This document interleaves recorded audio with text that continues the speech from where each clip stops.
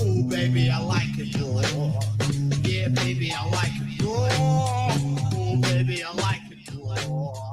Yeah, baby, I like it raw.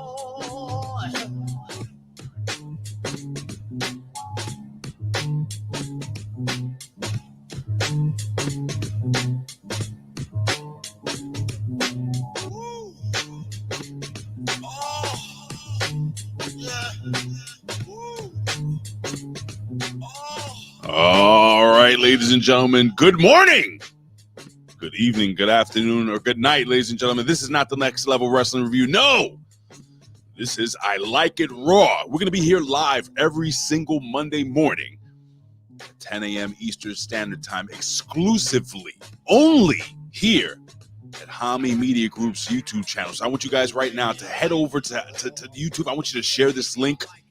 I want you to subscribe, and I want you to hit the notification bell because we're going to be giving you a whole bunch of new content. Ladies and gentlemen, if you don't know who I am the pundit of the people, the man with the plan, Big Ray, here to stay to talk some Lucha Libre, which is your Spanish lesson for wrestling today. I'm off this morning, just so you guys know that, because it's very early for me. But neither here nor there, I'm not alone, ladies and gentlemen. I am here with my brother from another mother. Actually, he is my brother from down under, I guess we could say. Anyway, it's my brother, DJ Mass Effects, a.k.a. Jimmy T from the PWC. What's going on, brother? Oh, I'm good, man. I just feel bad for you, dude, being up really early, but I am hyped because I like it raw, as you do, Ray. And I'm sure everybody else here in HMG, we all like it raw. Especially after coming off a 6.5 hour watch along with the vet. Dude, I don't know how we did it, bro. Bro, let me tell you something, brother. The fact that you guys went that long, so I was listening. I actually, I downloaded your podcast, and check it out, ladies and gentlemen. It should actually be up on channelattitude.com. But yeah, man, I listened 6 freaking hours. Dude, straight. How did you do it? I fell asleep. I swear to God, towards the end, I fell asleep for about 10 seconds. Then I woke up. Did you have the opportunity to use the bathroom or anything like that? Because I don't remember you getting up. 6 hours straight. 6 hours straight. None of us went for a piss, dude. Nothing. I kid you not, man. But Jeff Lippman also came in like towards the end of the show too. I haven't gotten there. Yet. Literally, I don't have to listen to any podcast this week because I downloaded the one podcast and I'm just listening it to like 1 hour at a time all day, man. Man, I can't believe we even got thanked for going that long. So thank you to everybody that thanked us, man. I really appreciate it. Well, I want to give you guys a heads up. So this is going to be a different format than usually I do when it comes to podcasting and stuff. Usually, we go super long and then we acknowledge everybody. And listen, we appreciate you guys being here. We're going to want you guys to be involved in the chat. Again, this is the first show that we're doing, me and Jimmy, like officially doing a show together. We've never done an official show together, working together. So first time we're doing this. But I want you guys to be super interactive on the chat. And again, I want you guys, if you have social media, to share this link. And again, we'll just push everybody to subscribe. We're trying to get to 1,000 subscribers here on YouTube, /Hamin Media Group. So please do that for us, guys. Can you please do that for us? I know, we're close. Anyway, man. What's that? We're really close too. So please push us along and get us to that 1,000 subscribers. How many subscribers do we have so far? Do you know? I think 899 or 890, something like that, man. We're pretty close to 900, but we're about 101 off 1,000. So please share it around everywhere. Tell your friends, tell your parents, tell your whole family. Now check this out. Hamin Media Group. Jimmy, check this out. Now, just to be fair, I haven't watched an entire episode of Monday Night Raw in probably, and I'm not kidding you right now. You ready for this? Almost 4 years. Wow.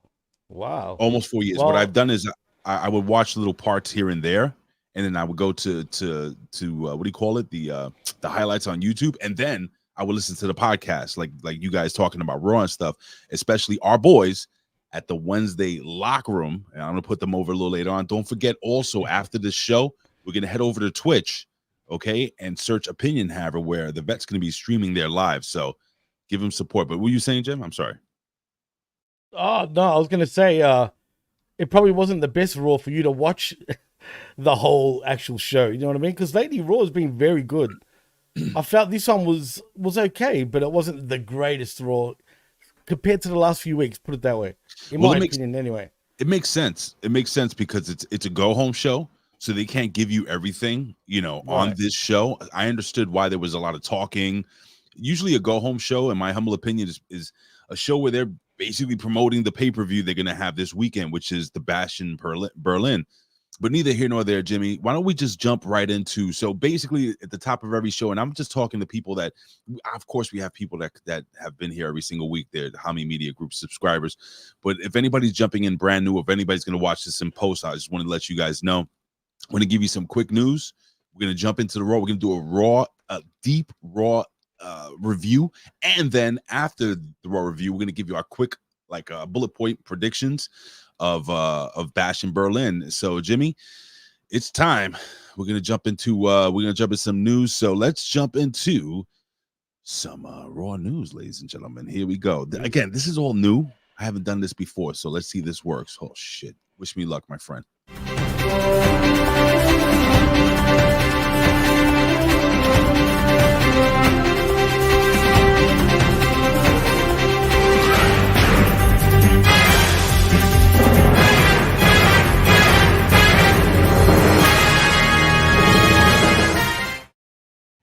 Oh, it actually did work. Unbelievable. A lot of production, ladies and gentlemen. We spend thousands and thousands of dollars daily to make sure that we're giving you the very best here at HMG. All right, let's jump right into this really quickly. According to WrestleVotes.com, they claim that their back and forth details related to possibly a big spot between Bronson Reed. We already know that happened, considering Braun Strowman and Bronson Reed. So that's not fucking news. All right, who cares? Jamie Hayter is cleared to wrestle. Reports from Fightful.com says the tentative plans. Let me see, tentative plans a few months ago. So Jamie Hayter, is that the young lady that came out looking like Becky Lynch? Yeah, that's the one. What is going on? Dude, me and Vet laughed at this. I don't know why she's going with the Becky Lynch look, but if you want to get yourself over, don't do that, please. I'm just saying. So, so there are a couple of news sites that I think actually reported. I don't know if they were doing it in the kayfabe or whatever. I don't know if they were just like a trolling or whatever, Jimmy. But yo, dude, they were like, "Oh, Becky Lynch, Big Time Bex is," or when you order Big Time Bex on Wish, it was so bad, dude. Dude, she looked bad too. I didn't think she looked like the Jamie Hayter of old either, man. When you're saying that, what do you mean? Because I don't really watch AEW. Like, what was she like? Crackhead status? Well, anyway, look, she was blonde originally. She was she's lost a lot of weight, man. She's lost a lot of weight, which her look is completely changed. She was more meaty, even better. She looked better to me, dude, compared to this. She just looks like a carrot top, bro. Honestly. But all right, so what's her gimmick? So again, I'm right. I don't watch AEW at all. I try to for those watching the first time, I try to give this company the benefit of the doubt. I actually watched them the first full year that they were on TV, right? I gave them a chance. Then I stopped watching a little bit here and there. Then I started watching again. And when CM Punk came in and Daniel Bryan and Bryan Danielson came in, I started watching again, right? Right.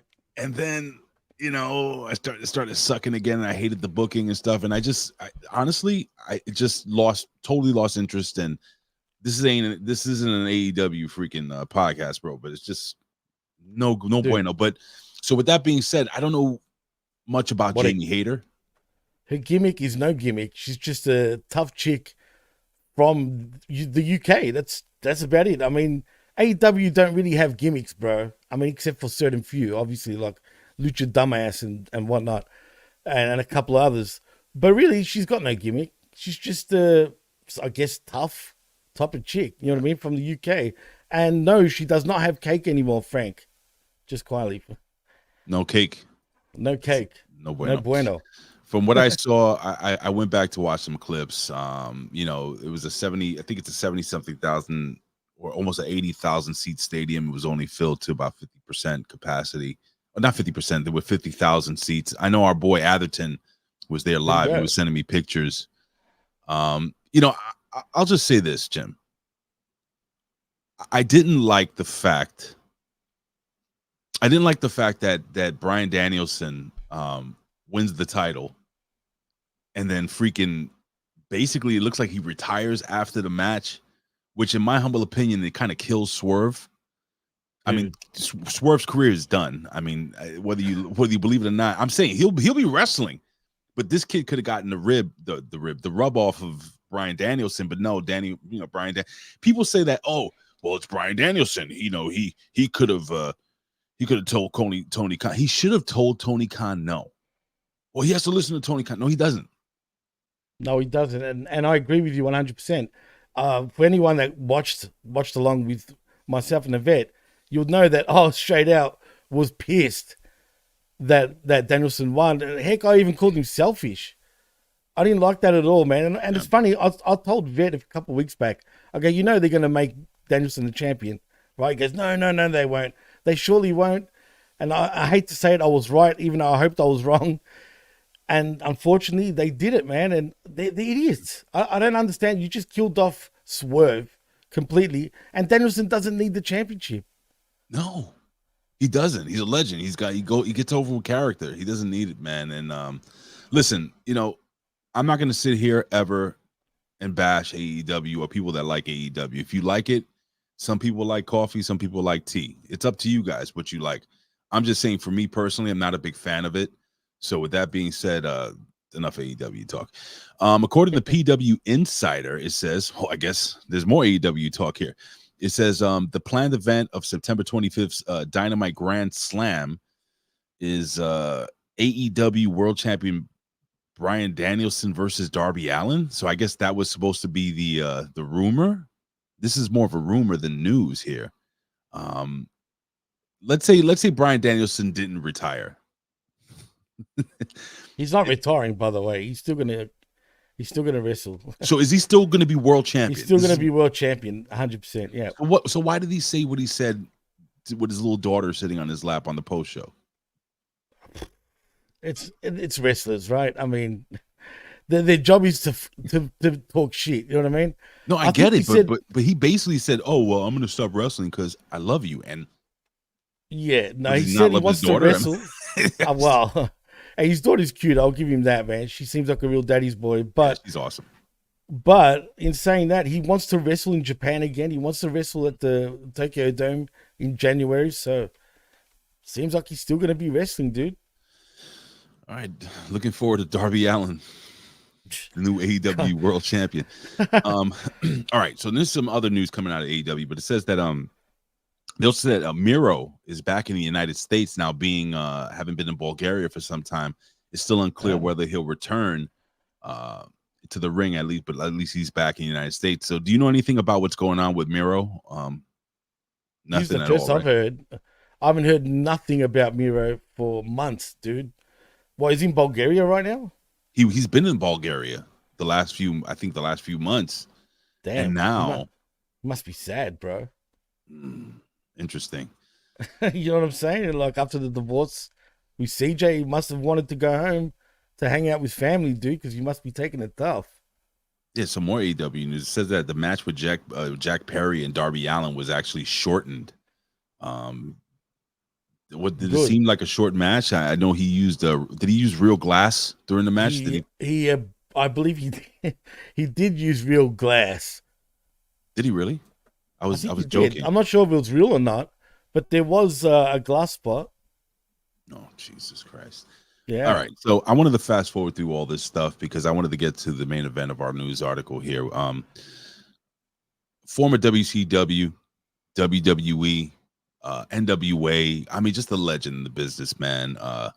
Sid Udi, you may know him as either Sid Justice, Sid Vicious, Psycho Sid. Let's go all the way back. Lord Humongous.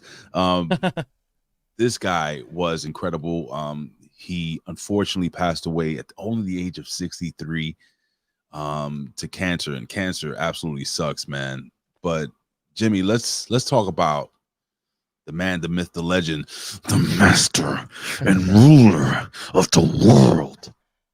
Man, Sid.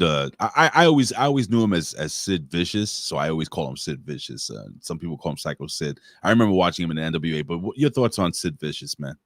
Well, to be honest, man, back in the late 80s, I wasn't really a fan of the NWA. I was pro WWF at that time.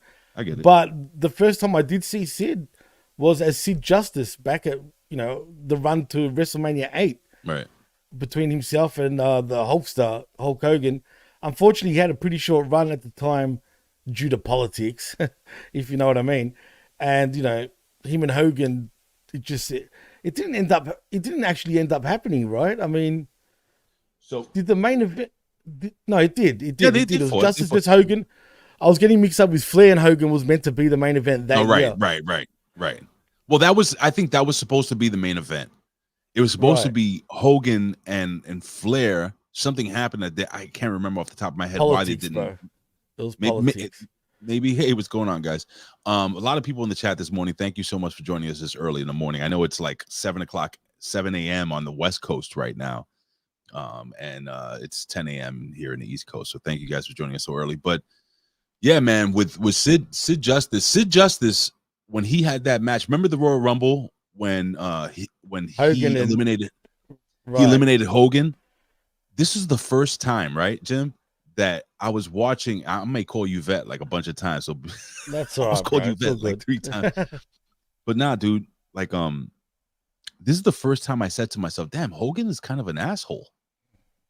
That'll work for me, brother. Yeah, when he pulled Sid Justice over the top rope, and I was like, and as a kid, right, I'm watching this and I'm saying to myself, but why is Sid the bad guy? He didn't do anything wrong during the. Do you remember that part? I do. When he pulled his arm after he got eliminated. Yeah, it was stupid, man. And he was the babyface too doing that, but apparently it was all good to do that, right? I mean, Hogan was Teflon at the time. But yeah, no, I hated that finish now that I look back on it. Even back then, as a kid, I thought that was a bit weird, the way it finished, you know what I mean?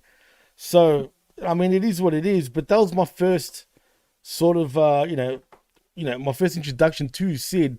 And then after that, we had Psycho Sid and Sid Vicious. He went back to WCW right after that, or NWA, but I'm pretty sure it became WCW shortly after WrestleMania 8, not too long after that.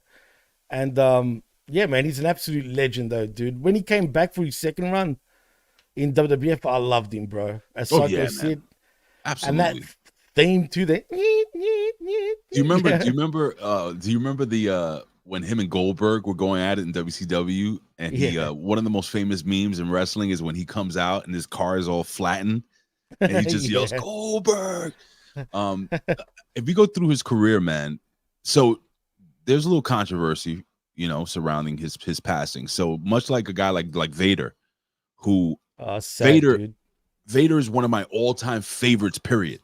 Same, bro. I loved Vader. An absolute legend, right? So you got Vader, and this guy, now we talk about the WWE Hall of Fame and stuff like that, and apparently, allegedly, because of Vince McMahon not liking Sid and stuff like that, he was never given consideration. Now the news was that he had been talking to Triple H and WWE about getting him into the Hall of Fame.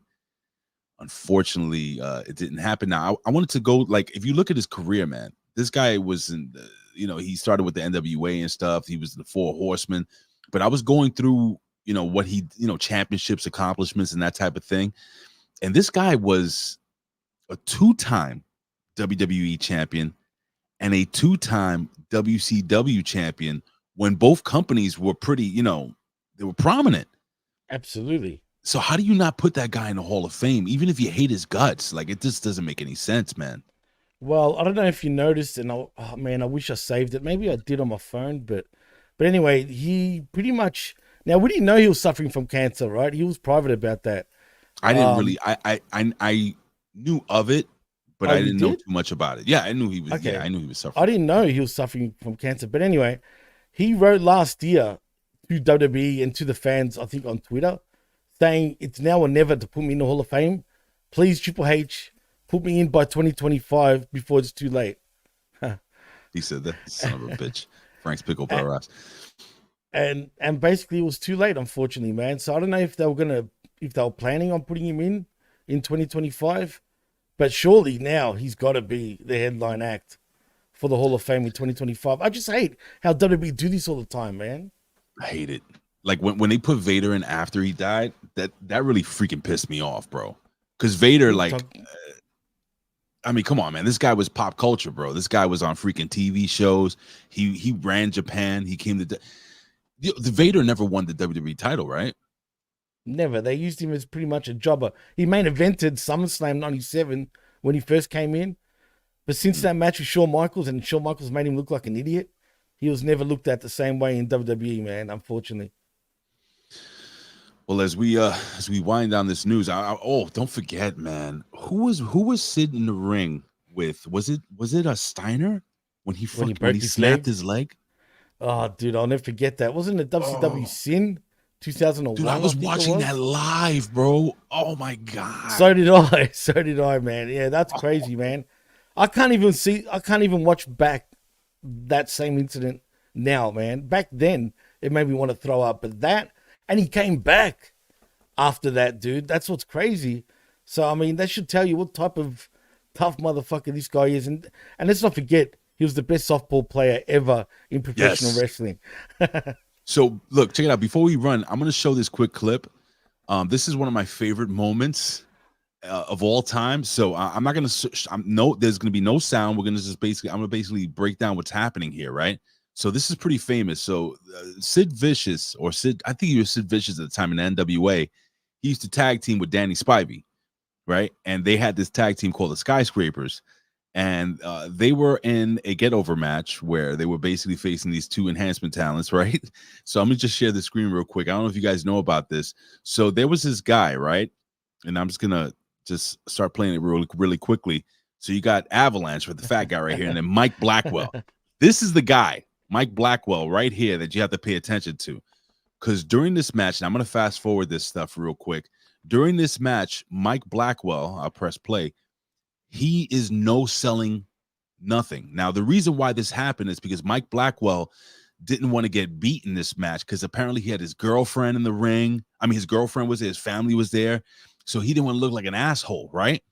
So if you watch this really quickly, he is literally no-selling anything. These guys are just laying potatoes on him. Now, watch this really quickly. This is all a shoot. Like, they're shooting on him right now because he's just getting up, not selling anything. Boom, takes the big boot, gets right on up. Like, who does that? Who does that, right? So now, this is what happens after. And I don't know if you guys know what happens here, but they hit the finish, right? He tries to kick out of the finish. After the match, they start beating the living daylights out of him. And this is, so they all right, fat guy, get out of here real quick. We're going to beat the shit out of this guy. So he no-sells them getting tossing out of the ring. Now watch them. Look at Sid. Kicked him right in the fucking face. Oh, Spivey, man. Yo, dude. And the whole time, Teddy Long is like, kick his ass. Look at Sid. He is laying into him. One of my favorite moments in all of professional. Look, he's crying. That's great. Bro, they beat the living crap out of that guy. And it says here, what does it say? Aaron Ben Shlomo says, according to Teddy Long, they also beat him after that. Jesus Jimmy, your thoughts on getting your ass handed to you by Sid? Well, you know what? That was a normal occurrence back in the day, dude. If you didn't sell for the top stars, dude, especially as a jobber, and I didn't care if you got your girlfriend, your wife, your mom, your dad, it doesn't matter who's in the crowd. You're meant to make these top stars look like $1 million. You don't do that shit. You don't no-sell, man. So he deserved it. And a quick shout out, we got the Professor Chabela Vera Cruz. Hey. Apparently not this week, but next week they're going to be doing a pro wrestling spotlight on the life and times of the great Sid Vicious, Sid Justice. That would be brilliant. Sid Udi.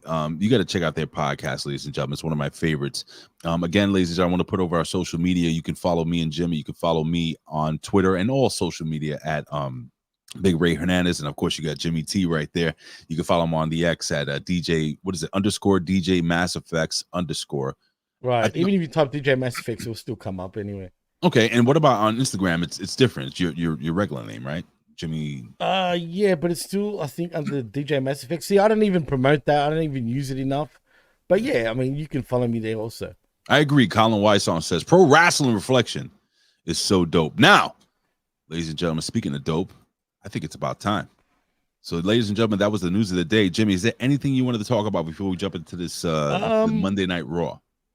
No, I think that's about it, man. That really covers it.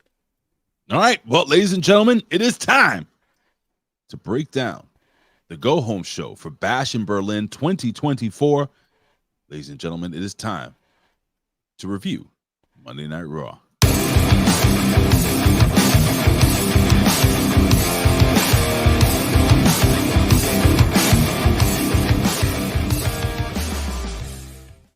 All right, Jimmy, take it away, buddy. Well, we start off. Actually, before we do start off, we do see a little package of, Psycho Sid, which was very well done, by the way, by WWE. So I clap to that for them doing so well with that little vignette. But we do start off with the Judgment Day making the entrance and get in the ring as Liv Morgan welcomes us to Monday Night Raw and asks everyone to rise for the Judgment Day. Finn Balor rolls footage of them beating up Damian Priest and Rhea Ripley from last week to remind everyone what Judgment Day is all about, as Carlito deems it cool and JD McDonough says the beating was a long time coming. Basically, Dominic is getting all the heat. Right. I mean, he was getting absolute heat. But he goes on to say he's going to enter the Intercontinental Championship #1 Contenders tournament and win the whole damn thing and show everyone. I hope he does too. I hope he wins the IC title. I'm serious. We'll get to that in a moment. And everyone, why he's El Jefe, especially Damian and his deadbeat, and I'm sure he's talking about Ray. And to my surprise, we get Rey Mysterio and the Latino World Order. Ray says Dom is a lost soul, and at least when he was with Rhea, one of them had a set. Someone needs to put him into his place, and Mysterio and the young and the other guys from the LWO laughs off the idea, and it would be his dad pointing out that he already beat him and he disappeared for weeks after. Ray says he's always been a jackass, but now that he's with Liv, he's even a bigger jackass, as Liv tells him to hit his dad, and Mysterio the Elder dares him to. He says he'll slap that stupid mustache off his face. McDonough then throws the first punch, and we get a brawl, and it's all on. And that leads us to our first match between the Judgment Day in Carlito, Dominic Mysterio, Finn Balor, and JD McDonough versus the Latino World Order in Cruz del Toro, Dragon Lee, Joaquin Wilde, and Rey Mysterio. But what do you think of that opening little segment, actually, Ray? I mean, come on, freaking this kid he's got such good heat, and it's good heat. The fans are booing; they love to boo him. He's when I sit back. So remember, I haven't watched really Monday Night Raw in its entirety in 4 years, but I've obviously watched all the pay-per-views, so on and so forth, clips and stuff. And it's cool to see somebody like Dominic, just evolve into that character. And some people will say, oh, well, he's got to hit the gym and he's got to get some muscle, and he doesn't. Not really. You look at guys like Freebird Michael Hayes that got over, that didn't have like wrestlers' bodies and stuff like that. I think this is perfect. He looks great. He's gotten so good. People are going to hate on this version of the Judgment Day, but I kind of dig it. The only person that kind of that sticks out to me is Carlito a little bit, but I understand why he's, man.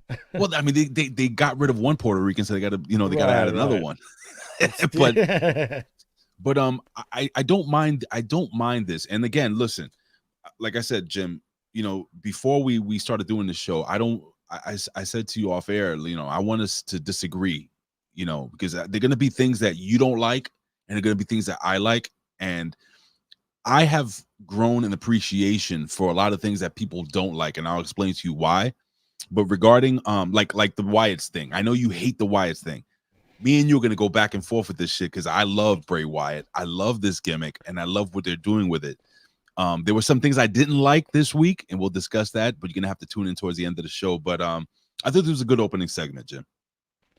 Yeah, no, it was okay. It was decent. The thing I have a problem with Judgment Day, though, Ray, especially now, it feels like a mini-me Judgment Day. I mean, it's everyone's short except for Dom.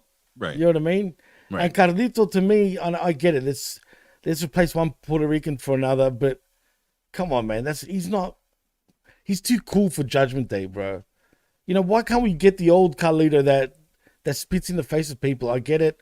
Right. The koof and all that, I guess that's out of the question now.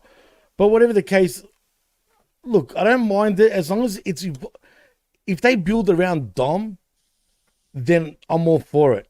As long as they build around Dom, and I hope he does win the Intercontinental Championship, because at the start I was the only one amongst my co-hosts that said Dom, that said I like Dom and Dom would be something in the future, and everyone laughed at me. I laughed at you too, because I didn't think really? there was any shot. Bro, I didn't think there was any shit. Not the Dominic, the babyface Dominic that was like sniffing his dad's ass. Not I that saw kid. it, man. I saw something in him, bro. Saw that. And I was right. You know what I mean? Heck, I've got a video on YouTube that talking about Dom back then with Kevin Castle, and it's got over 20,000 plays. So my Dom video is like the highest thing I've got on YouTube. So that should tell you something. People are interested in him, and I'm all for him winning the tournament. I think he will win the tournament though, Ray, but will he win the IC Championship? I'm not sure, bro. I hope he does. I really hope he does, bro. Oh man, the heat would be so off the chart. Put it that way. People are burying everybody's average in this group. Like if you look at most factions, right? Let's break down some factions back in the day. I mean, you have your Shawn Michaels and you have your DX and stuff like that, but most of the factions, especially during the Attitude Era, was a group of guys or girls that really weren't getting over separately. They put them together. It's kind of like this. Yeah, all those guys are mid, but together they're not mid. You know what I'm saying? Right. Together they're a group. They're gonna look out for each other. Yeah, they can't win straight up. They're not good enough to win one-on-one. So that's why they have each other, and that's why they get heat. They get heat because they're winning, because they're cheating. Right, so they're a pack of dogs now, bro. Right. So this is why I like it.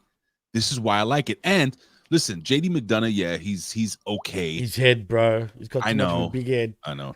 Finn Balor, I don't give a shit. Finn Balor for me is over. I love Finn Balor. Absolutely. I've got nothing against Finn Balor, dude. And you know what's funny? So Aaron Ben Shlomo says Cross is a giant. He's talking about carrying Cross. Is it me, or like in that ring, Carlito looked like Andre the Giant compared to everybody else? He did, bro. He looks. Although Ray looked like a little meathead too, though, bro. Yeah, man. Ray's listen, Ray's a freaking legend, bro. You got absolutely can't hate Ray, man. Anyway, go ahead, man. No, I was gonna say Carlito absolutely looked like a giant compared to everyone else, but decent little opening match. Judgment Day do get the win via pinfall with La Casita from Dominic Mysterio onto Rey Mysterio. Post-match, though, the Terror Twins are here. I don't know if I like that name, by the way. I don't like it either. It's stupid. It's stupid. Absolutely stupid. Anyway, Rhea Ripley destroys Liv by throwing it into the post, which looked pretty, bad. Stiff. Dude. It was stiff. Was very stiff. She sold it. Like, Liv really sold it, man. Liv is improved so much. I can't believe that, dude. Like, when I think, because I was so against Liv, and you know what, man? She's proved me wrong, so she has to Liv. Absolutely. Anyway, she gets in Dominic's way, but Liv returns and jumps on her as the rest of Judgment Day save Dom by attacking Priest. And that's that, as we see the Miz interviewed backstage. And I'll get onto that in a second. Any last thoughts on that sort of ending there, Ray? No, man, I like that Liv got involved. Obviously, this is what they're gonna do. She who was it? It was Rey Mysterio going to the top rope. He tried to hit the splash or whatever on Dominic. She pulls Dominic out of the way. Dominic gets he gets the dirty pin, and they win the match. I thought it was great. I like it. Like I said, they may all be mid, but they're gonna keep winning because they have each other. So this is why they're gonna continue to get heat. And again, as a match itself, I found myself. I'm not a big fan of like six mans or all this, but this was pretty good. I enjoyed it. I found myself entertained. And it built a story too, man. You know what I mean? Something that the other company can't seem to do. But anyway, we see the Miz backstage, and he says that he's going to right some wrongs, Ray, by getting back to the Intercontinental Championship. But then we see the big bad Samoan Aussie rock up, and we see Bronson Reed, who says he's losing track of all the people he has to maim. And once he's maimed Braun Strowman, he's coming back for the A-lister. And that's that. Dude, I'm loving this Bronson Reed. The only thing I'm worried about, they're just setting him up for Rollins to friggin' beat him. And then there goes Z. I don't know about that. I hope you're right, man. I hope you're right. Put it that way. Look, Jimmy, don't worry. All right. Your Australian brother is going to be fine. Listen, Bronson Reed, he may not be 8 feet tall, but he's 8 feet wide, and Dude. the guy can work, and he's showing some character. Listen, I'm a fan. Oh, this is gonna come out mad weird. I'm a fan. Man. I'm a fan of the big meaty guys, like Colin. You know, at the Glory Hole. I'm a big fan of big meaty dudes, man. And Bronson Reed, man. Again, this isn't your grandfather's, big man wrestler like Andre the Giant moving slow and Big John Studd and King Kong Bundy and Haystacks Calhoun and all those guys. These guys work at a different rate. We're gonna get into that match later on, but good solid promo, believable between the two, and the Miz is the Miz, man. The Miz knows how to sell anything, so I like it. For sure. And I just want to point out to the listeners in the chat, how they're all saying how Bronson Reed is too small, blah blah. I've seen him in person, man, more than once. Let me tell you something, man, for real. He looks huge in person. All right, he's not tall, but like you said, Ray, he's legitly 8 feet wide, man. Yeah. The guy's a behemoth. Trust me. Biggie. I'm taller than Biggie, but Biggie, like when you see him, I'm literally ringside, standing like right next to him. He's just enormous, bro. It doesn't look human. He doesn't look human. He looks and he's not even tall. You know what I'm saying? He's not. That should tell you something, He's right? not. Exactly. He's not. So trust me, it's just as good being really wide as being tall. So Bronson Reed in that department will be fine. The height doesn't affect him whatsoever. No, I agree. All right, go ahead, man. Well, anyway, let's get into the next segment as we see Damage Control making the entrance. As we get back from commercial, though, we see Kofi Kingston says the best thing about New Day is they can chat about stuff when they have an issue, like grown men. Javier Woods says it's all good, and Kofi tagged Odyssey Jones in, but tonight they're in the Intercontinental Championship tournament, and as we see Pure Fusion Collective interviewing Gorilla. They talk about how they've injured Dakota Kai, Zelina Vega, Katana Chance, and Kaden Carter, and after tonight, you will add Io and Kari to that list. That brings us to our second match between Damage Control and Pure Fusion Collective. This wasn't really a long match, but either way, Damage Control win by pinfall with a diving elbow from Kari onto Zoe Stark. But Ray, do you like this Pure Fusion Collective name, dude? No, they should have just been called the Lesbians, but it is what it is. Listen, you get these girls, you get these girls in this faction, and then you job them out. That's how you do it, brother. I agree, man, 100. I mean, look, I like Shayna Baszler. I thought she was a ball that they dropped a long time ago. Maybe she wasn't a long time ago. Maybe she wasn't good looking enough or anything like that. I'm not a fan of Zoe Stark. So here's the thing: out of everybody in that group, Zoe Stark I think has the most potential. But it's just something about her, bro. Like, I think she's really good as a wrestler. You know what it is, dude? You know what it is. I'm going to say it. Fuck it. She's flat? Well, there's that, but it's not even that. It's her head, bro. But she got the square head gimmick? Got the meth head gimmick sort of thing, especially back in the, not back in the day, yeah. But a few years ago, she had like a lot of zits on her face. You could see it, and she just looked a little off. It's probably that. Not that I judge. I mean, look at me. God damn it. I'm just saying, right? It's just, I'm looking at it from WWE's eyes, and I just feel like they don't look at her as a star because she doesn't exactly have the looks. But hey, man, she knows how to go. Here's the thing, and we talk about this all the time, especially here on HMG, how, Rip Rogers says you get over with character. And right. Zoe Stark, it's just, there's something about her that it just doesn't seem authentic to me character-wise. Maybe that's really her. Maybe she just doesn't exude that type of character. But listen, if it comes to in-ring stuff, the girl can go. She can wrestle. She's really good. She's really crisp. She's strong. She's fast. She's grown exponentially. Again, if you guys don't know, I review NXT, and I've been reviewing NXT with the vet for quite some time, for almost 2 years or maybe even longer than that. So I've seen, I've seen the evolution of Zoe Starks, but I just don't see a superstar in her, and I don't see a superstar in any of these three girls. So it is what it is from there, bro. Shayna Baszler should have been a bigger deal. Oh, big deal. Yeah, absolutely. But for whatever reason, maybe it is her looks, I don't know. But yeah, the other two, it's a big climb, man. But We'll see what happens. And like I said, Damage Control do end up winning the match. There's not really much to say about this, Ray, because it was just a quick sort of match. And we can run through some of the stuff that's not important during this. So. Right, and that's one of them. So whatever. But after that, though, we get a Wyatt 6, VHS promo of Bo Dallas talking about how they've stepped on a serpent and won't do that again. And the false prophet masquerades as a loving shepherd, Ray, for whatever reason, while marching his sheep into the mouths of wolves. They're giving Chad Gable a chance after chance, and that ends that little VHS sort of promo. You know what my issue is, dude? What's that? Right now, what does this say? Zoe doesn't have personality. That's her problem. Shayna just needs to be her old NXT badass self. I think it's 100%. too late. It's too late. Too late, though. And she knows it. She looks miserable, to be honest. You know what I mean? But anyway, I like these vignettes, but do you think we need more from the Wyatt 6 in terms of character development? Like, do we need to hear more about them, or even more about who they're going after? Like, why Chad Gable all the time? Like, what's their real problem?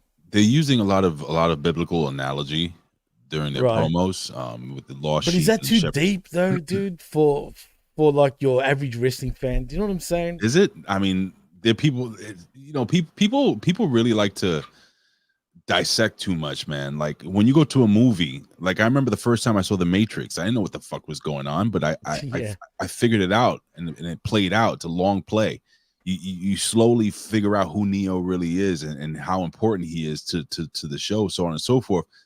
Bro, I'm just saying, like, people need to stop wanting to know everything right off the bat, and people need to stop wanting to get all the answers right away. Like, just let it play out. It's a movie. It's a nice long movie. And let me just say this about the Wyatts. I'm gonna say it right now. People will say, "Oh, well, you got this guy, living off of his brother's gimmick and stuff like that." Nah, that's stupid, bro. I hate when people say that. Listen, I said this before. I think I said it somewhere else, and I'll say it here. The fact is that Uncle Howdy was part of this when Bray passed away. This was 100. supposed to. This is not a copycat thing. This is a continuation of the story. Bray goes away. Uncle Howdy comes in. We'll discuss this more towards the end because we only have about 20 minutes left. But I don't think there's any way we're gonna do an hour and 30. But yeah, man, you'll be surprised. All right, but anyway, we'll discuss that later on. Go ahead, man. All right, let's keep it rolling, man. As we see Drew McIntyre making his entrance and gets on the mic, he launches into a CM Punk promo routine and says he knows it by heart. He says he's not doing a bit. He's telling the truth. CM Punk is scared of Drew McIntyre. He keeps attacking him from behind every opportunity he gets, and he keeps going because we keep chanting his name every single week. But, basically, he also said he's got blood on his hands and blah, blah, blah. Then we hear CM Punk's music hit. He attacks him from behind with the strap. A headbutt cuts Punk off, and Drew takes him into the announce table and hammers him with punches. Punk turns him around and punches him with a strap over and over as security arrives and pulls them apart. McIntyre heads for the heels, and CM Punk whips security with the strap and throws him out of the ring. And that was that. I mean, kind of the same old, right, Ray, when it comes to this. I'm not getting bored of it, don't get me wrong. It would have been nice to get a little bit of a Punk promo because, a Punk promo... You don't need it. You don't need it. This is a little heat going into the... Again, remember, keep in mind, this is the go-home show. You're going to want more. Oh, you're going to want more. That's true. That's true. Let the movie play out. Let the movie play out, Jimmy. No, I'm loving this, dude. I mean, I like it. But do you think after Bash in Berlin, do you think it continues? Oh, absolutely. I think these guys are I think there's gonna be Edge and John Cena. These guys are gonna hate each other forever. That's actually that's a good comparison, man. So we're gonna get tables, ladders, and chairs, cage matches. It's gonna go on as long as CM Punk can stay healthy. I think these two guys are made for each other. I think Drew McIntyre is at a level right now. He's up there. Say what you will. He's up there with Roman Reigns. He's up there with Gunther. He's up there with all those top guys right now. Drew McIntyre is up there. I'm talking about character, his look, everything, the total package. He's the best Drew McIntyre I've ever seen in my life, and that's really good. Oh, by a long shot, man. There's no ifs or buts about it. Absolutely. And there is bad blood coming up too, so that will make things even more interesting. Hence, by the name says it all. But anyway, yeah, I mean, I'm looking forward to it, but we'll move on. We see Braun Strowman now. I didn't realize I didn't watch all of Raw last week, and you haven't watched Raw lately, so you probably wouldn't know. But when did Strowman return? Must have been the last 2 weeks, because I don't remember him returning. Probably. But anyway, he cuts a promo about how he's going to kick Bronson Reed's ass and so on and so forth. And we'll see what happens there later on in the night, because that was a beaut, in my opinion. But anyway, as we see, main event Jey Uso is on the concourse with his public, getting ready to make his entrance and yeet to everybody. And that leads us to the next matchup. It is main event Jey Uso versus Karrion Kross versus Kofi Kingston for the WWE Intercontinental Championship #1 Contenders Tournament first round matchup. And, man, I like Kross, dude. Right? Me too. I truly do. I know. I know what you're going to say. But honestly, right? And I know, look, we've got friends that are close to him. I think even you kind of know him as well. And I don't want to, be a prick, because he probably listens to this show. And I just want to put it out there. I love Kross. Always have. But whatever's going on with him in WWE, it just doesn't work for me. You know what I mean? Doesn't work. I don't know if that's him, if it's him, unfortunately, or if it's, is it? He's doing business. They're booking him. He's doing business. Just leave it at that. They killed Karrion Kross the minute they had him come out with that stupid jock strap on his chest, that red jock strap a couple of years ago, and then released him, and then took away his wife, and they killed it, man.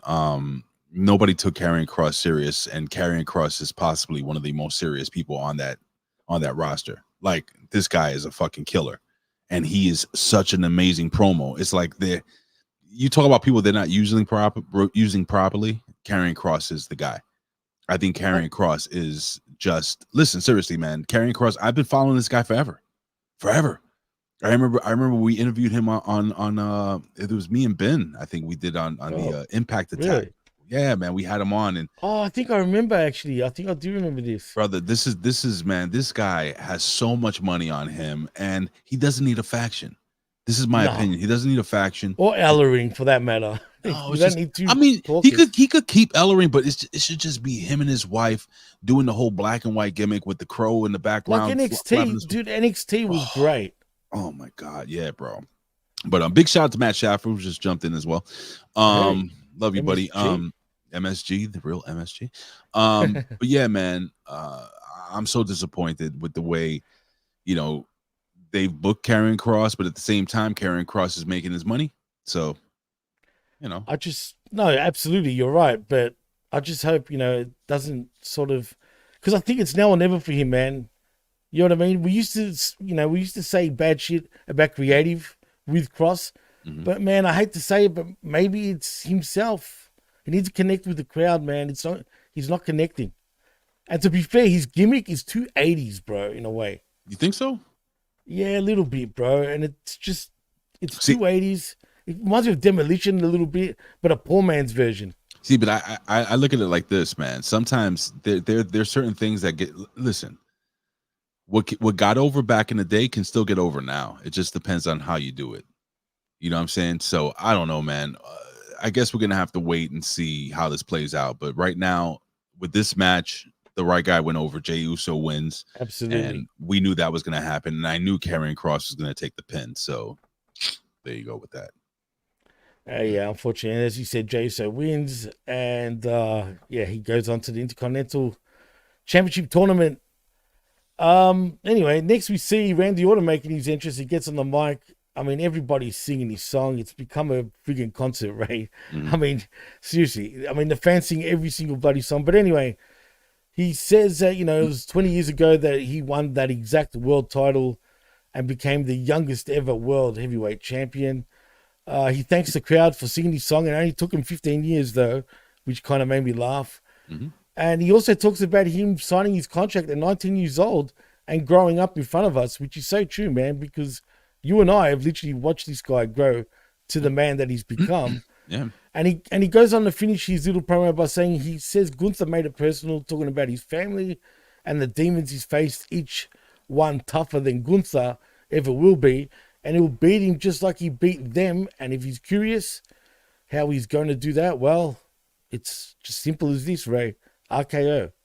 What do you think? The one thing I'm gonna point out this whole, and I like the whole promo. I thought it was really good. And people that used to say that Randy Orton was boring, I never got it because I always love Randy Orton. But here's something I noticed here. Now, people talked about the World Heavyweight Championship belt, right? How it's just a yeah, I know what you're gonna say. I know exactly what you're gonna say. He basically just indirectly explained to us that title that Gunther is holding is the lineage, the lineage leaning all the way back to the original World Heavyweight Championship that they had on Raw back in the day when he held it, which is the lineage to the WCW title. Right, exactly. So what they're basically saying is that World Heavyweight title right now, it's the WCW title. It's the old NWA title. It's the lineage continues through that title. So for the people that say, oh, it's just a secondary belt they just made up, no, the WWE undisputed title that who has it now? Not Roman. Who's the champ? Is in what, the WWE Championship? Yeah, who's the WWE champ right now? It's, Cody Rhodes. Cody Rhodes. That belt is the lineage of the WWE Championship, and this belt right now, the big gold is the lineage to the WCW title. You see, you're right, and I agree with you, but they're hypocrites, dude, because initially at the very start, they were saying this was a completely different lineage until tonight, dude. Now they've decided to put the lineage with it, which should have been. Which makes this belt, which makes this title, whether it's a prop or not, people will say, oh, the belts are just a prop. Yeah. All right, cool. I hate that term, dude. Honestly, I do. But listen, brother, I think it adds validity to it. And on top of that, Randy Orton, if he wins, he'll be 15-time champion. We'll get into who we think is going to win or lose when we do the rapid fire at the end of the show. But good promo, great way to set up the, I thought Randy Orton did a great job. Neither here nor there. But yeah, Jimmy, I think Jimmy's frozen. So we'll go into Braun Strowman versus Bronson Reed. And I'll take over here while Jimmy comes back from whatever place in space that he is right now. But Braun Strowman. Now, again, I discussed how I love these two big behemoths going at it. And let me tell you something right now. The match actually kicks off with Braun Strowman throwing a drop kick, which was terrible. It was a terrible drop kick. I mean, he hit him right in the penis, but neither here nor there. This match, these guys were beating the living shit out of each other, and it was great. I enjoyed it. Again, Jimmy is frozen, guys, for that. So, Jimmy, if you can hear me, you can back out and come back in when you get a chance. But let me tell you something, man. I dig these matches, and I was hoping that nobody would get the win or loss here, and it was what it was. These two guys really went at it. They beat the living hell out of each other, so much so that if you didn't watch this, Bronson Reed actually, he said, all right, I'm done. I'm done. He walked out. He left. But it was a setup. Backstage, Bronson Reed freaking attacks Braun Strowman. So they're going back and forth, and they're literally beating the living hell out of each other. And let me tell you something to all you guys out there. Yes, I agree, Matt Schaffer. No bread, no water, just meat. Bro. Bronson Reed. So if you guys didn't watch this, they're fighting in the backstage, old school style, just like the old Attitude Era, beating each other, hitting each other with pipes and poles and throwing each other against cars. Braun Strowman finds himself on top of a car. Bronson Reed climbs up on this ledge that's got to be, 10, 15 feet high, and does a tsunami off of that ledge on top of Bronson Reed, on top of Braun Strowman, kills him. The car freaking explodes, basically. Bro, it was one of the craziest spots I've seen in quite some time. I freaking loved it. I hope Jimmy comes back to hear what he thought about it, but I freaking loved this. This is great, man. This is how you make a monster. How did King Kong get made? By beating Godzilla. You know what I'm saying? So this is great. Jimmy T is I think he's back with us. Jimmy, it's all good. I was just talking about the spot. I already talked about the whole Bronson Reed thing, but I was talking about the spot. What did you think when Braun Strowman is laying on that car and Bronson Reed jumped from 15 feet high onto him, brother? What did you think of that? Dude, did you see him tense up? I'm talking about Braun Strowman. Oh, bro, he must have shat himself, as they say in across the pond. Shat himself. Absolutely shat himself. But you know what really impressed me? When I don't know if you mentioned this while I had internet issues, but when he got slid over the hood of the car, I'm talking about Bronson Reed, and landed on the concrete, bro, right on his back. That was savage. Oh yeah, no, I didn't mention that. That was stiff. That was so dude. Great, that spot there, and I'm not sure if he meant it. That's another thing. Like, you know, I literally think he just totally slid off it and hit his back on the concrete. That's gonna hurt, man. I don't care what anyone says. Oh, yeah. Also, before they went to the back, the fact he'd done a suicide dive through the middle of the ropes, dude. How did he make it? Clearing it too. How did he do that? He didn't even touch the ropes, bro. That impressed me. I think his stomach hit the rope, but neither here nor there, bro. I'm telling you, not much if it did. I'm telling you, dude. I was saying that I was happy that nobody got the win. Nobody got the loss. And I wouldn't be surprised if they add like a falls count anywhere match for the Bash in Berlin, maybe between these two guys. I can see that happening because I don't think it's over now. These two guys are gonna go at it. This is great. I love this. This shit was awesome. Dude, the effect of the glass breaking, like shattering, when Reed the windows jumped on it. That was silly but good in a way. Like it was cheesy. It was so cheesy that it was great, right? And like what MSG says in the chat, that's haram. That's definitely haram. 100%. But you know, to me, Reed won this match technically. I mean, technically, right. I want him to eat Strowman alive. He has to win the next match if they're having one at Bash in Berlin. And what better pay-per-view to have it in than Bash in Berlin? The name says it all. Yo, Jimmy, go at it. I was saying while you were having the whole internet issue that how do you make a monster? You have him kill another monster. Absolutely, man. It was great. Well, I agree with you 100%. This was fantastic for me. I loved it.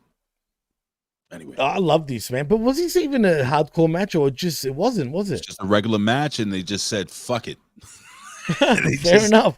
That's what I was confused. You know what I mean? But they let it play out a little too long, considering they would have been already double counted out. But anyway, I presume the match was a double count out. But let's move on. Fighting through the loading dock into the parking lot. Oh, there's a loaded forklift, by the way. Oh, we can skip all that. You said all that. Yeah. All right. Well, anyway, that leads us to the next match between Pete Dunne versus The Miz and Xavier Woods for the WWE Intercontinental Championship. Number 1 Contenders Tournament first round match. I didn't really care for this match, Ray. I mean, were you surprised that Pete Dunne, won by pinfall by the bitter end? I was, because I expected Xavier Woods to win this match. So I don't know what that's gonna do. Like, between him and Kofi, because right now there's still kind of like a little bit of dissension. We didn't see what's his name, the big kid that they're trying to put over now. Yeah, Odyssey Jones. We didn't see Odyssey Jones this week, so I don't know what's going on with that. But it's interesting. But I did expect Xavier Woods to win this, but Pete Dunne moves on. Out of the three, that's the guy I least thought was gonna win, but he did. So okay. Yeah, I mean, he's not going to do anything anyway, but still good on him. He wins, whatever. Wasn't, a crash match. I will say one thing, though. Has The Miz lost, like, muscle mass, dude? So I did notice that he was wearing the T-shirt. Right. Listen, at this point of Miz's career, Miz could wear a fucking jumpsuit in the ring. He's the Miz. He's true. awesome. He's done it all, brother. He's putting over his merch. It's fine. It's fine, man. It's fine. I know he's earned this spot. I agree with you. I used to hate his guts, but now I actually don't mind him. Yeah, I have so much respect for the career that the Miz has put together over the last how many years now? 20 years? Oh, He's been easy, doing dude. this. Absolutely, God, yeah. bro. Can you believe that shit? Listen, bro. This- I remember following this kid from the Real World on MTV. I remember the Real World. I don't remember him on the Real World because I I wasn't watching remember it. it. But was I he good in remember it. there? He was a character. He was always with the fucking fake wrestling belt, doing the Ultimate Warrior Oh, gimmick. you're I'm the kidding. Miz. Bro, Really? yeah, bro. When he came to WWE and he was doing the whole hoorah dumb shit, I was like, oh, this kid's gonna get released. But he made it work. He Dude, made it work. he ate dog shit literally for many years and survived all of that shit. I mean, you can't help but respect a guy like The Miz, man, considering what he's gone through. He went through a lot of shit. And stayed Put it that way. healthy pretty much his entire career. And listen, the guy is a freaking legit WWE Hall of Famer, hands down. Yeah. He's Come got on. the wife, he's got the kids, he's got the house, he's got the lineage. This guy's got everything. God bless him. I think the guy's awesome. Absolutely, man. No pun intended. 100%. No pun intended, but he is awesome. Anyway, we come back from the break. We see Bron Breakker's interview backstage. He says, bravo, great work by Jey Uso and Pete Dunne. Hard fought wins, but he heard Jay name drop him last week. He better watch his mouth because he's never been a member. I mean, he's never beaten a member of his family or something. I mean, the way they wrote it. Basically, he said, no one in his family has beaten up anyone from his family, so he doesn't think that any of them can beat him. Whoever wins, he promises that that dude and the worst is yet to come. As American Made are working out backstage, and Jay Gable cuts a little promo on Uncle Howdy, and we go to a break. What do you think of this little segment? Do you like Bron's? I actually liked his promo. Yeah, I like Bron Breakker. I mean, I couldn't take my eyes off the fact that he looked like a goddamn cheese doodle. Like, God, I don't know, there's a spray tan or some shit, bro. But other than that, look, Bron Breakker is freaking. I'm not gonna go into a whole diatribe of how he should be Braun Steiner and all this. It is what it is now. It is what it is now, bro. I'm just gonna take it for what it's worth. But I'm used to it, man. But you're right. He should be Bron Steiner. You know what I mean? Yeah, but listen, this guy is the real deal. He's really good, and I think people are forgetting. People are forgetting this guy. How long has he been in the business right now? Has it been 5 years? 6, I believe. 6? That ain't shit. That ain't shit. No. From every professional wrestler that I've ever known, for people in my family that have wrestled professionally, friends, bro, it takes at least 10 years before you even start kind of getting it. And again, the kid's in his 20s. People don't understand something. And let me just paint this picture to you. Please. Look at I'll use Hulk Hogan as an example, right? Hulk Hogan went to another level in his career. He was like 31 when he became. Can you believe that shit? When he became, about it? When he beat the Iron Sheik, if I'm correct, he was like 31 years old. This is around the time that wrestlers. That's the wrestler's prime. I would say between 30 and maybe 45. That's like the prime. You can go, man, 45. You can even wrestle well till 50. My father used to tell me all the time, as long as you take care of yourself and and you fall correctly, you can wrestle till you're 60. But I agree with Matt Shafter. Braun definitely has a long way to go on the mic. I think, Matt. Oh yeah, definitely. I think, and tell me if I'm wrong, Jimmy. I think as he continues to evolve his character, hear me out. I think more and more we're going to see more of his uncle. As he continues. Oh, he reminds me of Scott Steiner way more than Rick. Big time, dude. Right. But even his look. Yeah, but I really do genuinely feel that his character is going to evolve, and it's changing, and he's trying new things and stuff like that. He was supposed to be a heel. I don't know if he's kind of a babyface tweener right now. He's a tweener right now, dude. I'm confused also what the hell he is. But it's fine. You know what he is? He's a badass. That's what he is. People like him. He's good. Absolutely, I never seen nobody run the ropes as fast as he does. So I don't know. It's cool. Let me see what it says. What is this? A revamped wrestler says we got another wrestler with a dog and Bron Breakker since Cody has left. That's true. He came to the event with his freaking dog, like a German Shepherd. And Colin Weissong jumps in real quickly and says he needs to do more never have I ever's with what? With Denise. All right, goodbye. Centipede. Whatever. All right, so let's roll this in. Let's continue rolling, Jimmy. Well, you know what, Ray? First of all, you said I don't think we can do this in an hour and 30 minutes. Well, bro, we're up to the main event. I can't believe this is good. This is solid. What did I tell you, bro? This is solid. You thought, but I told you, man. I was gonna breeze it. I breezed it. This is nice. So, you know, this is what I used to do. I'm talking because we got time, but all my podcasts on the PWC, for example, my goal was always to be an hour 30, and most of my shows are an hour 30. Until, for whatever reason, every other show I do, especially on HMG, it's at least 2 hours and 20 minutes on average. Well, I want to remind you guys, as soon as we're done with this, head over to twitch.com and search Opinion Haver, because Vet's going to be streaming live there, guys. So you could go check out what he's doing. What is he doing? $2 games this week? Yeah, something like that, man. He'd be playing $2 games. See what he's found on his PlayStation. Heck, I'm even going to tune in, I think, man, since we got a lot of time after this, so the fun continues. But don't forget, Jimmy, we still have to give our predictions for Bash. Oh yeah, Berlin, true. So. Believe me, we're gonna be under an hour 30. Put it that way. But let's roll. Let's get to the main event, shall we? Main event. It is Chad Gable versus everyone's favorite uncle, it seems, in Uncle Howdy, right? Not Uncle Meltzer. Anyway, this match, I don't know if these two have good chemistry, Ray. All right. Just say what you're gonna say about this situation, and I'll give you my opinion. Uncle Howdy, let's just put it out there real quick. Uncle Howdy goes over. He hits Bray Wyatt's finisher, the Sister Abigail, right? We get all these we get the hijinks because, you know, during the match you have the American males, what do they call American made? They come in, they attack Uncle Howdy while the referee's taken down, so on and so forth. And then you have the young lady, the Wyatt Six come in, they get involved. Everything's going crazy. All right, fine. Uncle Howdy goes over. Now, the story is not the match as much as it is the debut of Uncle Howdy. Right.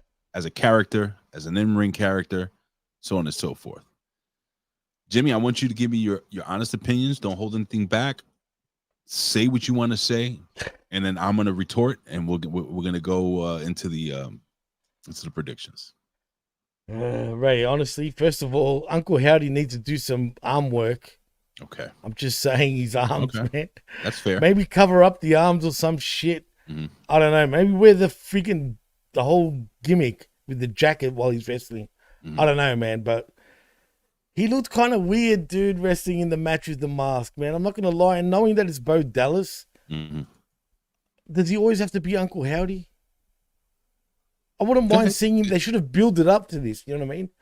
Even more by having Bo be Bo wrestling Chad Gable and maybe lose. You know what I mean? Give the guy something. And then we build to Uncle Howdy winning, you know, that blow-off match, whenever that is. But the characters, I loved Wyatt. I never hated Wyatt, but Wyatt knew and how to achieve this shit where it felt believable, like he was into that shit. Everyone here just doesn't feels too cartoonish for me, dude. I'm not gonna lie. It feels, especially when you see Nikki, like Nikki Cross. I mean, okay. I mean, come on, dude. What is she, a zombie? All right. I mean, do we have zombies these days? It feels like a parody of Bray Wyatt. And it feels like, you know those fake bands, bro, those cover bands that do Elvis Presley shit every week? Sure. Like in Vegas or some shit? Yeah. It feels like a homage to Bray Wyatt every week, dude, including the theme song. Howdy's got his own song. How about we use that? All right. So, here's the thing. I told you I've always been a fan of Bray Wyatt. And one of the things about Bray Wyatt that I loved was that Bray Wyatt was a legit like 300-pounder. Oh, for sure. Absolutely was. Bray Wyatt was a beast of a man. He was intimidating just... But that's what I'm saying. He looks intimidating, dude. Right. He was intimidating based on size alone. So it was believable when he was the Fiend and he would take finishers and just pop right back up and take a chair to the head and just fucking, you know, just look you know, just rah, you know. He had the charisma too, and he could sing, and just everything about, like, he got the whole world Right. in his hands. Right. So the biggest difference between these two characters was the physical intimidation factor. So now when you see, now first and foremost, one of the vet always mentions the hair brushing. He's gonna have to do something with that mask, because number one, that mask, I agree with you, I'm not a fan of the mask. I think he should just take the mask off, come into the ring. Uncle Howdy. He can still be Uncle Howdy without the mask. We know it's Bo Dallas. Yes, yes, Revamp Wrestling. Bo has no tattoos, nothing like that. Physically, I looked at him and I said to myself, man, he could be a little bigger. He needs to be bigger, bro. Got a now weird again, shape. He's in the match with Chad Gable, and obviously he's gonna look bigger, compared to Chad Gable. Chad Gable's a fucking beast. By the way, the American-made faction. Oh man, I wish they didn't. Listen, I wish they didn't go into. We need American Males, the theme song for this. I really wish they're not the ones getting beat in this, because that's a really good faction. A really fantastic. Just start the faction and they keep losing. Like, what the fuck? What's the difference? Because they're trying to make the Wyatts off of these guys, but at the same time. So now let's go back to Bo Dallas. Bo Dallas, when I saw him in the ring, I said to myself, man, he looks small. Now he's a good wrestler, don't get me wrong, but the wig, number one, doesn't work. Go back to the dreads, or just have his, like, it was weird seeing his man bun popping out of the top of the wig the whole match. And you know what, dude? He looks cooler with the man bun. That's what's funny. I don't disagree. He's stupid. But you saying that his bun's coming out of his fake dreads? I mean, look, we need to, and this is hard for you guys to understand. You need to forget, this isn't Bray Wyatt. Right. This is Uncle Howdy. This is Bray Wyatt's brother. This is not Bray Wyatt. This is Bo Dallas. These are two different people. Also remember, Bray Wyatt incorporated Uncle Howdy. Uncle Howdy was going to be part of this faction. Well, yeah, forward. Absolutely. So you have to stop thinking off the top of your head. You have to stop saying, oh, well, this is just a copy of this and that. Yeah. I get it. I understand how do you feel and all this other stuff. But if you keep comparing him to his brother, you're not going to enjoy what you have in front of you, and you're not going to see the development. Now, all the other stuff I'm talking about is aesthetics. That can be fixed. The way he looks. He can get bigger, he can get stronger, he can change the wig, get rid of the wig and maybe do dreads or something like that, and maybe do something different with the mask, maybe take the mask off. That's fine. But as the professor says, this is not supernatural. This is psychological. So this would be more believable. And that's, see, Professor, this is why you are magnanimous and glorious. This is exactly what I'm saying. But see, and I agree with what the professor's saying, but the problem with that is we're still seeing supernatural. I need more psychological. Bray played the psychological card way better than Uncle Howdy or the Wyatt Six do. Do you know what I'm saying? And you saying comparing him, we got to stop comparing to Bray. Problem is when you come out to his theme song, and then you flash Bray in the background all the time, you can't help but to compare. You know what I'm saying? I get Bray it. Wyatt. I get it, but listen, I'm gonna end with this, and we'll jump into the predictions real quick. I'm just saying, when you're watching a movie, right, and the shit is playing out, a lot of people, you have your people that just say, I'm not going to watch the rest of this shit. And they end up missing a really fucking great movie. And they have people that sit down and they say, all right, let it play out. And then you start getting invested and you start realizing, oh shit, so this is why this is happening. This is why this is going to happen. Oh, so that's why that happened. And then as the movie continues to play out, by the end of the movie, you're saying, all right, this is a pretty good movie. Give it time. Just give it time. That's all I'm asking you guys. Give it time. MSG with a comment saying, if someone argued that this is the same as them recasting Diesel and Razor in the 90s, what would your retort be? Is that what you insinuating, MSG? I wouldn't call it that. It's not that because No. they're different characters. Different And they're characters. characters that were originally part of the Wyatt, storyline moving forward before he passed away, unfortunately. This was all going to happen whether Bray passed away or not. Right, This is exactly. what people don't understand. And people say, do you not think that Bray Wyatt was sitting down and just him and his brother discussing like storylines and I'm almost 100% certain that Bo Dallas had a hand in this whole thing the whole time. So I'm pretty sure, being his brother, working with him, knowing him, being around the family, doing all this stuff for all these years, and then unfortunately Bray Wyatt, I'm pretty sure that Bo Dallas had an idea of what direction his brother wanted to go. That's all I have to say with that. But no, absolutely, man. But you're right. Maybe they need to slow it down a bit. Give it some time. I just felt like, having him debut on Raw wasn't the right place. Wouldn't have been better at somewhere like a Bad Blood? Sure. That's fair. Know what I mean? That's fair. It should have been a pay-per-view thing. But again, you debut him on Raw because you have a bigger national audience and more people can see it. So that's neither. I get you. So I was looking at the Bash in Berlin card, Jimmy.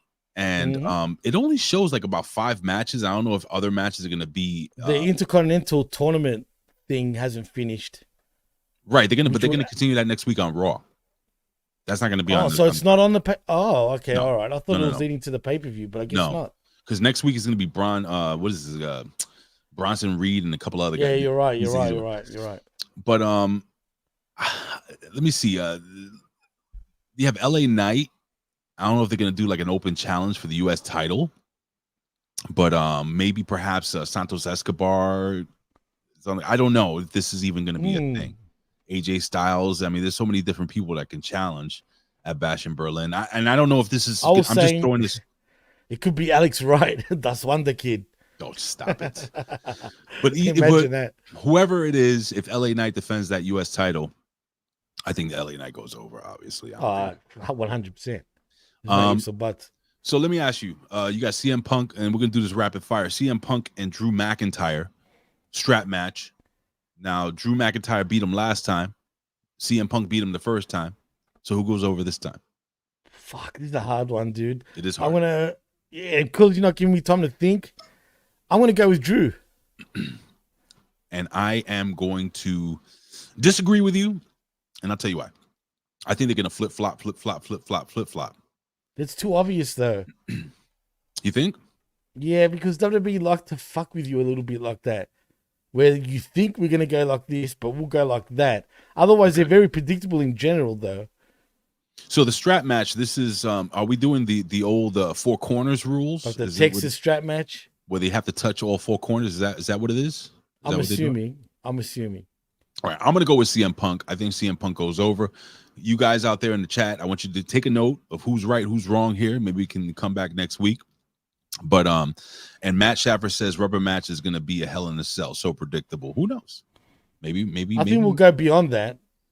Maybe not. But yeah, CM Punk, Drew McIntyre. I think they're gonna have a John Cena Edge type feud for the next 5 years or whatever. You know why I say McIntyre will win? Because CM Punk finally defeating him in the blow-off match, even though it's technically not a blow-off, right, also makes it a bigger deal with him winning, and you can move forward to a possible feud continuing because it's 2 against 1. You know what I mean? So that's the only reason. So Jimmy has Drew. I have CM Punk. Let's jump into the next match. We're going to see the Twin Terrors, or the Terror Twins, Rhea Ripley and Damian Priest versus Judgment Day, Liv Morgan and Dominic Mysterio. Who goes over and why? Ah, man, it has to be Mummy and Priest this time because they need to go over, man. That's why they both lost their matches the last time. Okay, they have to win this, and after they win this, I guess there will be a blow up with Rhea winning her world championship back again eventually with Liv. But yeah, I think them two will win. I know you're going to say Dom and Bella, was it? Mm-hmm. I mean, Liv Morgan, sorry. Mm-hmm. Yeah. That's a hard one, man, again, but I'm going to go with the Terror Twins. So I'm going to go with the Judgment Day.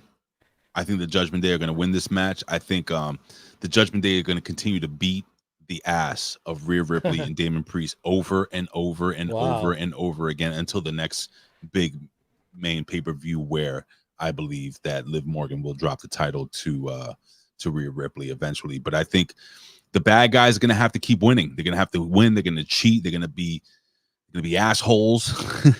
Hey, Chris Winland, what's going on, brother? Yes, boy. Yes, boy.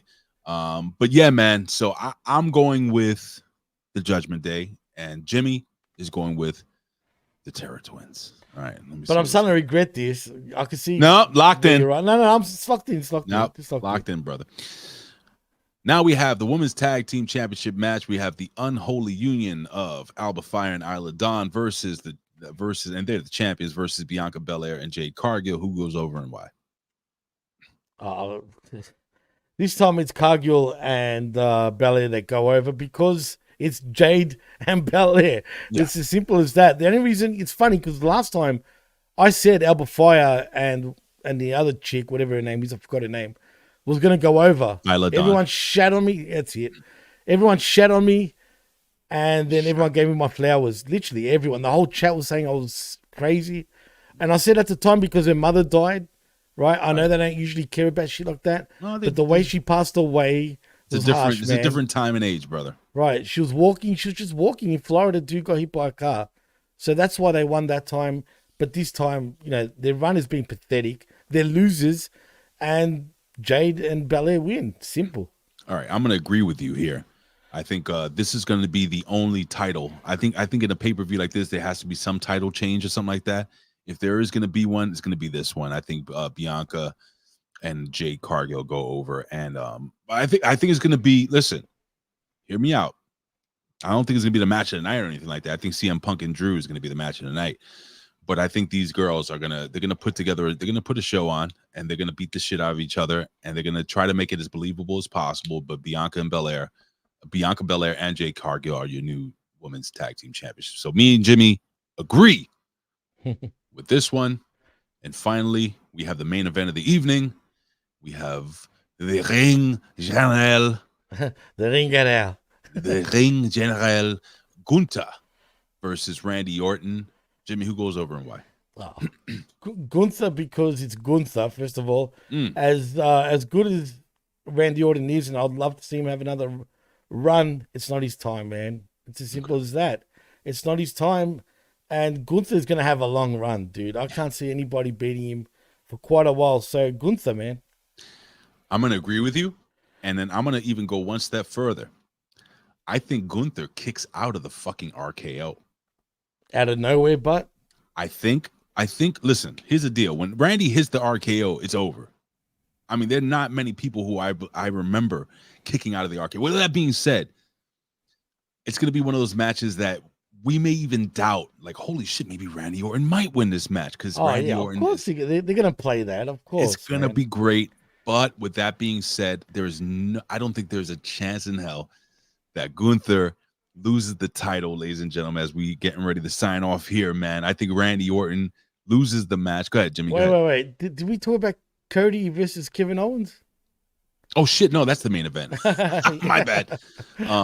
But yeah, I don't think but yeah, man, it's definitely Gunther versus, I think Gunther goes over here. And finally, I'm sorry, the main event of the evening for the undisputed WWE Championship, Cody Rhodes versus KO Kevin Owens. Who goes over and why? Cody absolutely wins this match, and I'm going to say another thing. KO is going to turn on Cody. I knew you were going to say that. He's going to turn. First of all, it's KO, man. He turns on everybody, right? Yeah. Two, you're making him look petty. He gets the petty sort of number one contendership. You know what I mean? So him saying, I didn't want it, he meant it. I didn't want it this way. And because they're not listening to him, Cody's going to get punished for it, especially after he loses. Well, I agree with you. This is going to be a banger of a match.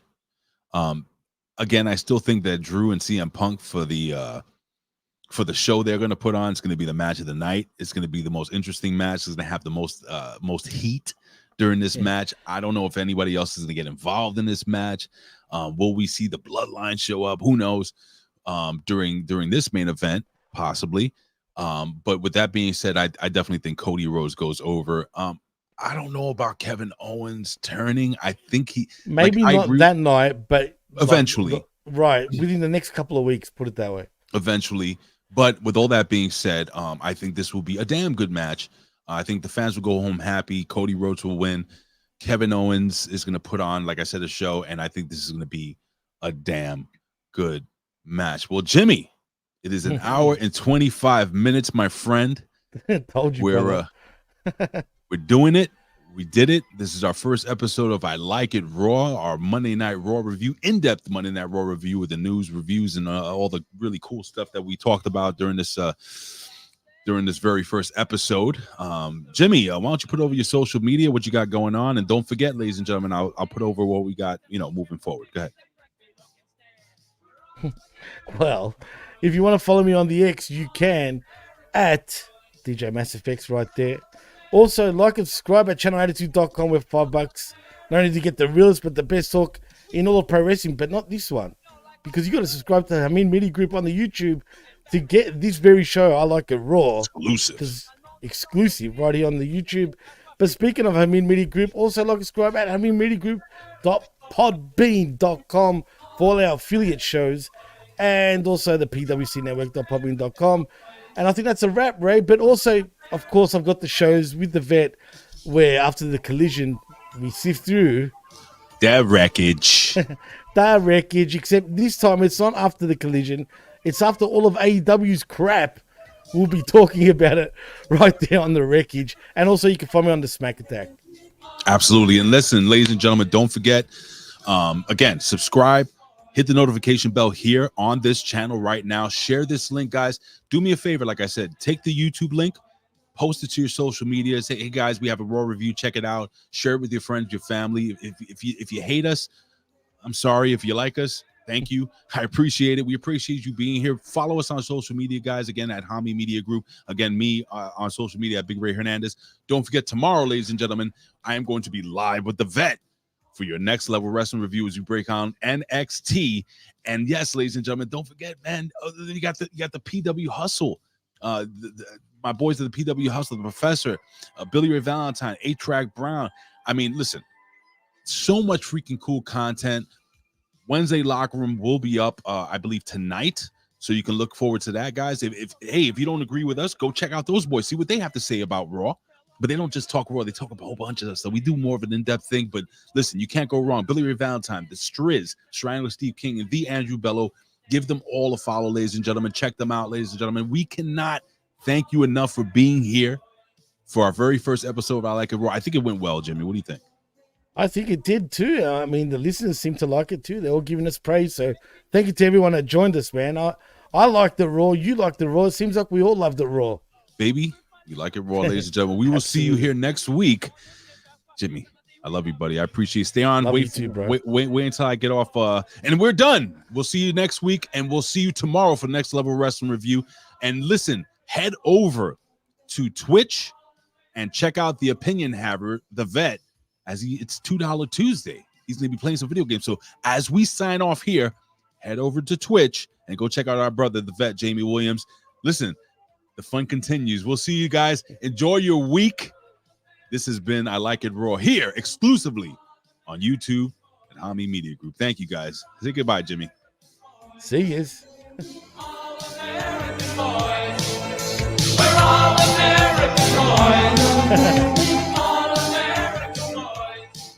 Yeet. Yeet. Yes, boy.